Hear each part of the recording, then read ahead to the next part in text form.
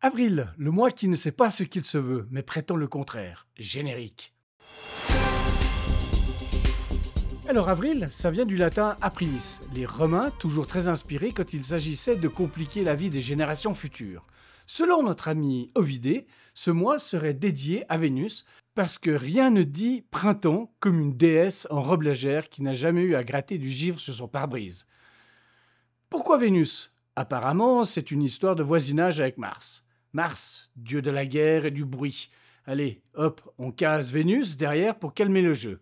Un peu comme coller de la musique d'ascenseur après un concert de métal. Et puis, il y a la famille de Jules César voulait absolument se faire passer pour les petits-enfants de la déesse. Parce que salut, je suis Jules, descendant d'une déesse sexy, ça claque plus que salut, je suis Jules, fils du boulanger. Ovidée rejette catégoriquement l'autre explication, celle du verbe apérir, qui signifie ouvrir, genre le printemps ouvre tout. Trop simple, trop logique. Non, non, non. Vénus garde le monopole du moi. Parce qu'une déesse de l'amour piquée dans son ego, ça ne plaisante pas. Elle revendique Avril comme une starlette qui hurle « Ce moi, c'est mon moi » à la sortie des Oscars. Le dictionnaire Gaffio, lui, lâche l'affaire en mode franchement, on sait pas trop et balance l'idée que Aprilis pourrait venir de Apricus, ensoleillé, et ça ensoleillé, on en reparlera quand on aura fini de se reprendre des giboulées sur la tronche en plein pique-nique. Et comme si ce n'était pas assez, les vieux dictons débarquent. En avril, ne te découvre pas d'un fil, super conseil mémé, c'est vrai qu'on adore jongler entre le pull en laine et la veste mi-saison sous une averse surprise. En mai, fais ce qu'il te plaît. Sauf que ce qu'il te plaît, c'est sortir sans parapluie ou allumer le barbecue sans te battre contre une tempête. En juin, tu te vêtiras d'un rien, pas parce qu'il fait chaud, non, juste parce que tu auras plus de fringues sèches après le 3 mois de météo bipolaire. Avril, c'est donc le mois qui veut être joli et printanier, mais qui finit par ressembler à un poisson d'avril. Météo géant. Merci les Romains. Cela s'est passé un 1er avril.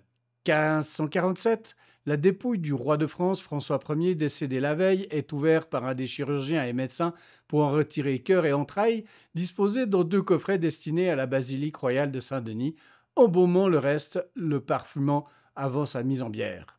1976, Steve Wozniak et Steve Jobs fondent la société d'informatique Apple. 2001, le mariage homosexuel est autorisé aux Pays-Bas, une première mondiale. Ils sont nés un 1er avril 1809, Nicolas Gogol, romancier nouvelliste, dramaturge, poète et critique littéraire russe d'origine ukrainienne. 1927, Jacques Mayol, apnéiste français. Ils sont décédés un 1er avril. Sigismond Ier, roi de Pologne et grand-duc de Lituanie.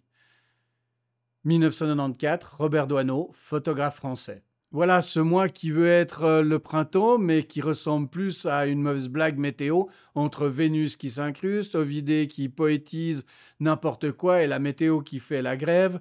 On se retrouve avec un mois qui ne sait même pas ce qu'il veut être. Bref, en avril, ne vous découvrez pas d'un fil, mais ne vous attendez pas non plus à du soleil. Allez, on se retrouve en mai. Avec un peu de chance, ce sera moins chaotique. Abonnez-vous, histoire de ne pas louper la suite du feuilleton des mois bipolaires. Et surtout, n'oubliez pas de liker. Ciao!